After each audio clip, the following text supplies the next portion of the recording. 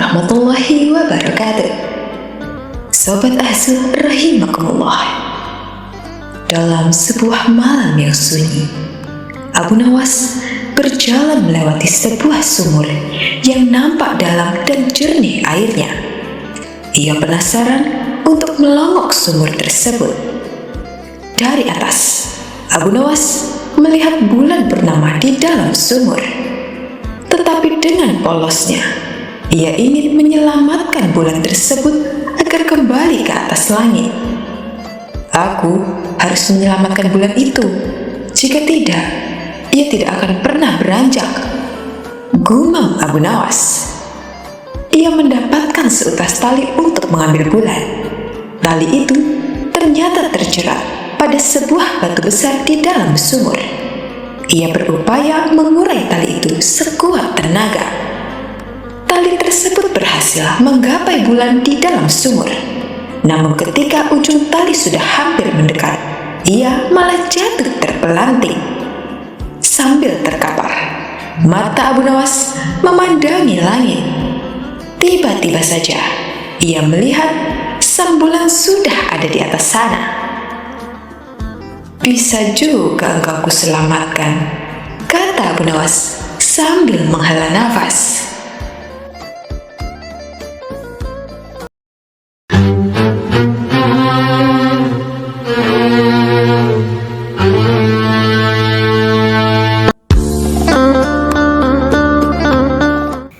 Sobat Ahzu rahimakumullah.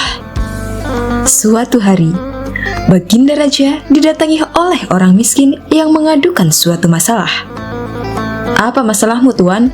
Cobalah ceritakan kepadaku," kata sang raja. "Nama saya Abu Sukun. Saya orang miskin. Di sebelah rumah saya ada orang kaya. Orang kaya itu menyuruh saya membayar uang karena saya dituduh mencium bau makanannya tanpa izin. Bagaimana saya bisa menghindari bau makanannya sementara rumahnya bersebelahan dengan rumah saya, ya tuanku?" kata Abu Sukun. "Apakah Anda sudah membawa kasus ini ke pengadilan?" tanya Baginda Raja. "Sudah, tuanku. Namun, hakim telah menghukum saya untuk membayar 100 dinar atas permintaan orang kaya itu. Saya tidak punya uang untuk membayar sebanyak 100 dinar. Orang miskin seperti saya, dari mana saya mendapatkan uang sebanyak itu?" jawab Abu Sukun dengan sedih. "Jika hakim telah mengambil keputusan, itu artinya kamu bersalah dan harus membayar dendanya," kata Baginda Raja. Tiba-tiba Abu Nawas berbisik kepada Baginda Raja. Baginda Raja mengangguk tanda tangannya. "Besok, saya akan pergi ke pengadilan untuk meminta masalah ini agar dibicarakan lagi, supaya mendapatkan keadilan." "Sudahlah, aku akan membantumu. Baginda ingin masalah ini diselidiki dan diadili dengan baik," kata Abu Nawas kepada Abu Sukun. Tengah malam, Abu Nawas meminta Baginda Raja untuk pergi ke rumah hakim. Tiba-tiba mereka mendengar percakapan di rumah hakim. Dengan cepat, Abu Nawas dan Baginda Raja pun bersembunyi sambil mendengarkan percakapan dari dalam rumah hakim. "Saya mendengar Baginda Raja ingin kasus saya dibawa ke pengadilan lagi. Ini uang 100 dinar saya berikan kepada Anda agar kasus ini saya menangkan," kata si kaya. Baginda Raja terkejut dan begitu marah. "Besok kita harus pergi ke pengadilan dan tuanku harus menjadi saksi atas perbuatan mereka," kata Abu Nawas. Hari berikutnya di pengadilan. "Hakim, Abu Sukun telah mencium bau makanan dari rumah saya tanpa izin. Sebagai bukti, Abu Sukun semakin gemuk, sementara saya semakin kurus.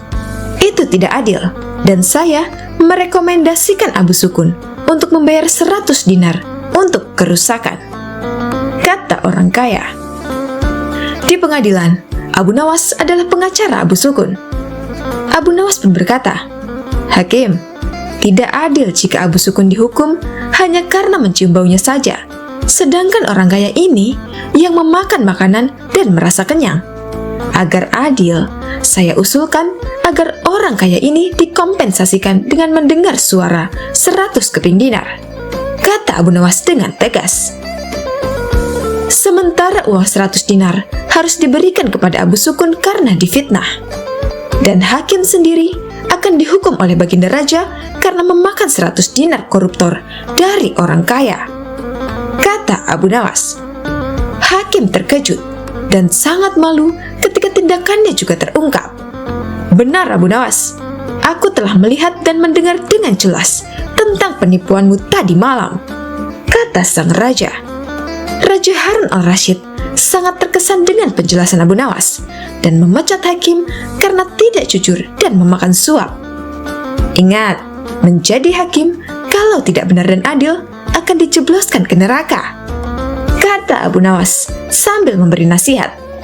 Baginda Raja senang dan memberikan banyak hadiah kepada Abu Nawas.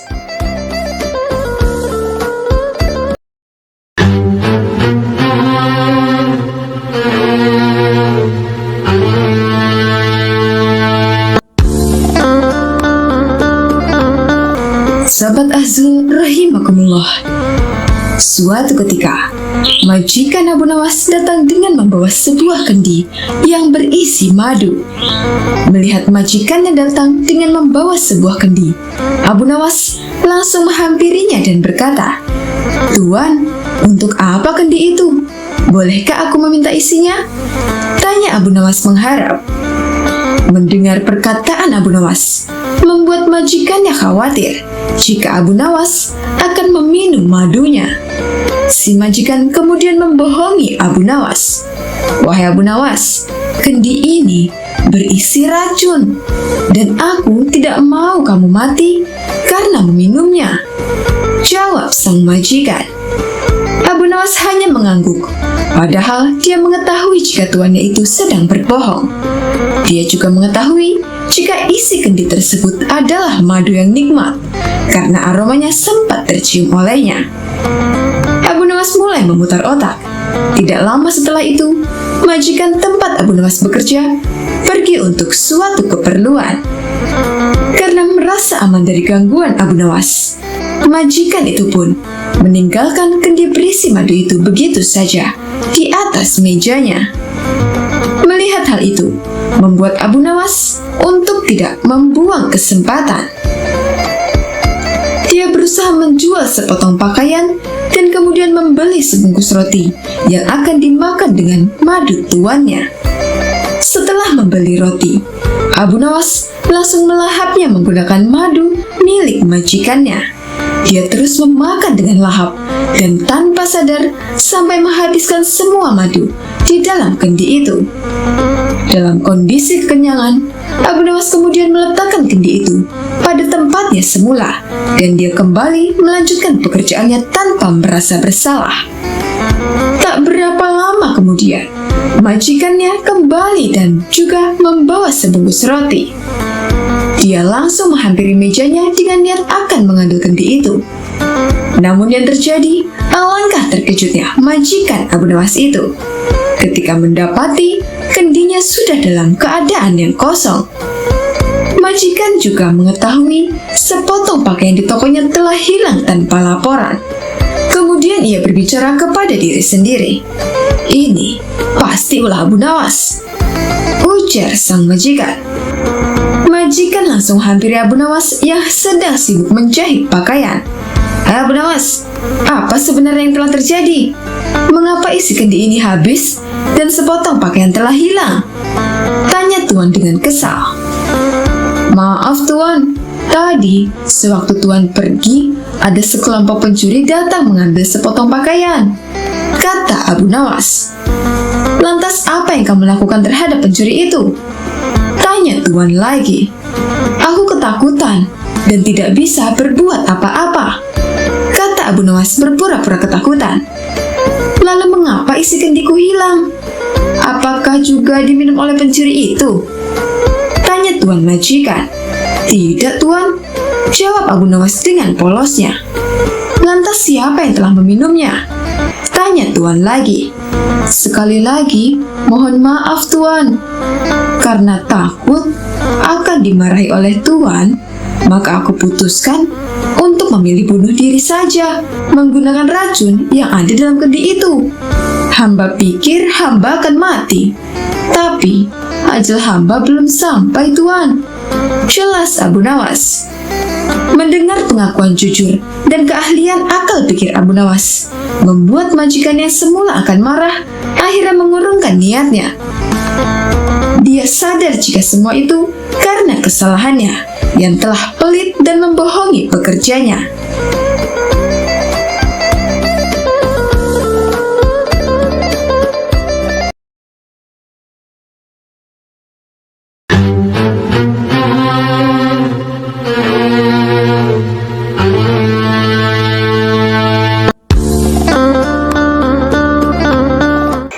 Sobat Azul rahimakumullah.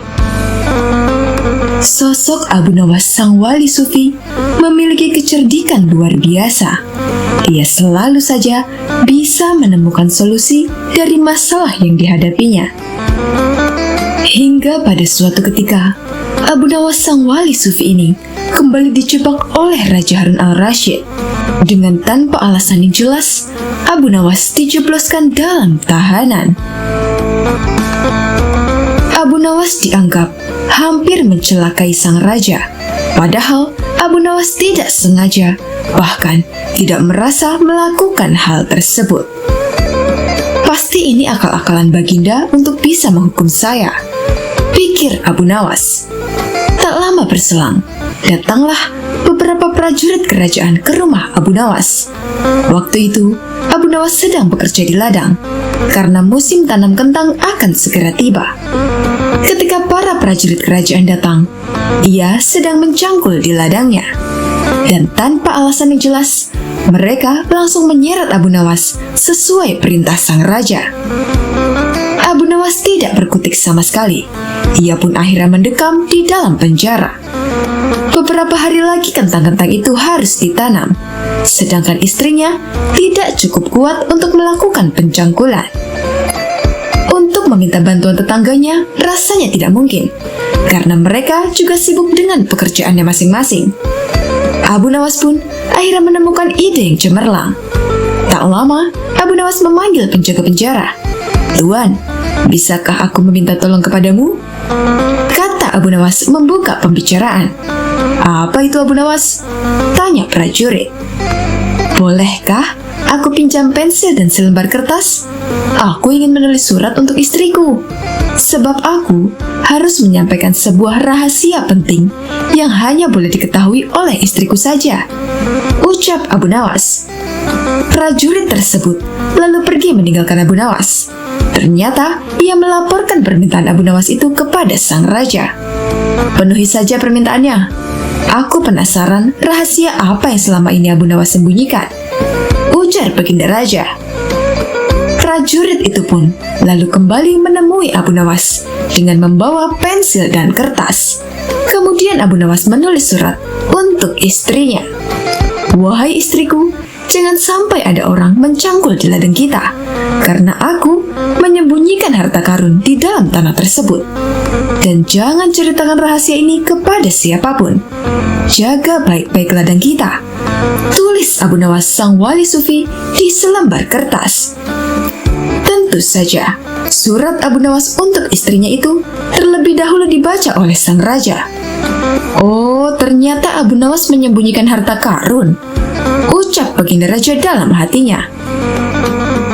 Dengan cepat, Baginda Raja segera menyuruh puluhan prajuritnya mencangkuli ladang Abu Nawas untuk menemukan harta karun yang disembunyikan Abu Nawas dalam suratnya.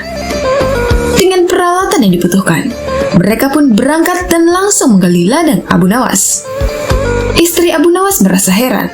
Mungkinkah suaminya meminta tolong kepada mereka? Namun sang istri tidak berani bertanya kepada para prajurit tersebut. Istri sang wali sufi ini hanya duduk sambil memperhatikan mereka.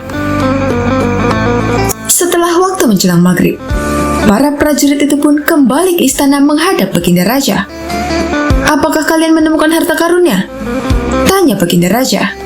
Ampun Paduka yang mulia, sudah kami cangkul semua ladangnya, tapi kami tak menemukan apa-apa, jawab pimpinan prajurit. Tak lama kemudian, datanglah prajurit penjaga penjara menghadap Baginda Raja. Mohon maaf yang mulia, kata prajurit sambil memberikan surat kedua Abu Nawas untuk istrinya. Setelah Baginda membuka dan membacanya, ia pun berkata, "Kurang ajar Abu Nawas, ia telah berhasil mengerjai aku dan prajuritku." Ternyata isi surat keduanya itu berbunyi, "Wahai istriku, sekarang engkau bisa menanam kentang di ladang tanpa harus mencangkulnya." Karena tak ingin menanggung resiko yang lebih buruk, Baginda Raja pun lalu melepaskan kembali Abu Nawas. Salah satu menterinya berkata kepada Baginda, "Kenapa Paduka yang mulia melepaskan Abu Nawas? Kalau dia terus dipenjara sampai musim panen tiba, nanti yang ada malah prajurit saya yang memanen kentangnya. Sedangkan dia enak-enakan duduk di penjara sambil menikmati hasilnya. Karena aku yakin, dia pasti punya banyak siasat cerdik untuk melakukannya," ujar Baginda Raja. Dan Abu Nawas pun akhirnya dibebaskan dan bisa berkumpul kembali dengan keluarganya.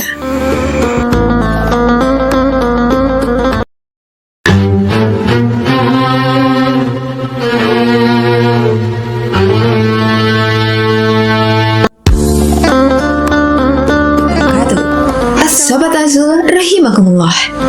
Jika berbicara orang cerdas tapi bertingkah konyol, salah satunya yang terkenal di dunia adalah Abu Nawas. Dia adalah seorang penyair kebangsaan Arab yang hidup di zaman dinasti Abbasiyah. Saat itu, rajanya adalah Harun al-Rashid. Raja Harun al-Rashid sendiri adalah sosok yang cerdas dan murid Imam Malik. Namun Abu Nawas selalu punya cara lepas dari jebakan sang raja. Abu Nawas punya nama lengkap, Abu Ali Hasan bin Hani al-Hakami. Abu Nawas juga sezaman dengan Imam Syafi'i, ulama cerdas yang mendirikan mazhab Syafi'i. Imam Syafi'i sendiri juga murid dari Imam Malik. Dikisahkan bahwa tingkah lucu dan kontroversi Abu Nawas sempat membuat Imam Syafi'i tidak suka. Namun saat Abu Nawas meninggal, Imam Syafi'i merasakan kehilangan dan sedih atas kepergian sang sufi tersebut. Raja Harun al-Rashid menyelenggarakan syukuran nama bayi. Pada syukuran kali ini, Baginda Raja tidak mengundang Abu Nawas karena dianggap akan mengacaukan acara. Tetapi bukan Abu Nawas namanya jika kehabisan akal. Abu Nawas pun hadir meskipun tanpa diundang. Setibanya di istana, dia langsung membaur dengan tamu undangan. Beberapa saat kemudian, Raja Harun al-Rashid mulai berpidato. "Para hadirin sekalian, saya ingin mengumumkan, mulai hari ini, nama bayi ini adalah Jabnib," kata Baginda Raja. Tiba-tiba, ada salah seorang di antara para tamu protes. "Jangan Baginda, jangan diberi nama Jabnib." Ternyata tamu yang protes tersebut adalah Abu Nawas. Baginda Raja pun kaget dan berkata, "Bagaimana mungkin Abu Nawas datang kemari?" Gumam Baginda Raja. Tapi Baginda Raja membiarkan kedatangan Abu Nawas. "Kenapa kamu protes atas nama yang aku berikan?" tanya Baginda Raja. "Biasanya orang yang bernama Jabnib orangnya bodoh Baginda. Lebih baik diganti dengan nama lain saja," kata Abu Nawas tanpa beban. Raja Harun al-Rashid merasa dipermalukan oleh Abu Nawas di depan para tamu undangan. "Mana buktinya? Kalau orang yang bernama Jabnib itu bodoh, kalau kamu tidak bisa menjawab, akan aku hukum pancung," ancam Baginda Raja. "Tentu saya bisa membuktikannya Baginda. Baginda tahu hakim yang namanya Jabnib? Dia hakim bodoh," kata Abu Nawas. "Tapi untuk membuktikan kebodohannya, saya membutuhkan 30 keping emas," imbuh Abu Nawas. Raja Harun al-Rashid pun menyetujuinya karena bakal ada tontonan menarik dari Abu Nawas. Hari itu, Abu Abu Nawas pulang dengan 30 keping emas. Besok harinya, Abu Nawas datang ke rumah Hakim Jabnib dan membawa uang 10 keping emas. Sesampainya di rumahnya, sang hakim sedang berzikir. Diam-diam Abu Nawas menyelipkan keping emas tersebut di bawah sajadah. Lalu Abu Nawas tertawa terbahak-bahak sehingga membuat sang hakim begitu keheranan. "Kenapa kamu tertawa, Abu Nawas?" kata hakim. "Burungmu dalam sangkar itu berkata bahwa ada 10 keping emas di bawah sajadahmu," kata Abu Nawas. Dengan rasa ragu, hakim tadi menyingkap sajadahnya dan mendapati 10 keping emas. Dia kemudian tersenyum bahagia dan percaya kalau Abu Nawas mengerti bahasa burung. Besok harinya, Abu Nawas melakukan hal yang sama dengan membawa 10 keping emas. Sementara hari ketiga, Abu Nawas tidak membawa keping emas. Saat ketemu hakim di rumahnya, Abu Nawas malah menangis, tidak seperti 2 hari sebelumnya. "Kenapa kamu menangis, Abu Nawas?" kata sang hakim. "Burungmu berkata bahwa kamu akan mati besok," kata Abu Nawas. Sang hakim pun percaya saja sambil gemetaran. Tapi sang raja meminta solusi pada Abu Nawas. "Agar perkataan burungmu tidak terjadi, maka pura-pura matilah kamu," kata Abu Nawas. Sang hakim pun pura-pura mati, dan kabar kematiannya pun didengar oleh masyarakat banyak. Singkat cerita, saat jasad hakim diusung menuju pemakaman, terpapaslah dengan raja. Raja kaget karena baru tahu kalau Hakim Jabnib sudah meninggal. Raja pun membuka keranda, melihat wajah hakim untuk terakhir kalinya. Ketika dibuka, hakim tersenyum ke baginda raja dan mengedipkan matanya. "Kenapa Hakim Jabnib yang masih hidup kau katakan meninggal, Abu Nawas?" kata Harun ar-Rasyid. "Itulah bukti kebodohan Hakim Jabnib yang aku katakan tempo hari ketika syukuran, baginda," kata Abu Nawas. Mendengar jawaban Abu Nawas, raja tertawa terpingkal-pingkal, sementara warga yang dikerjai merasa sangat kesal.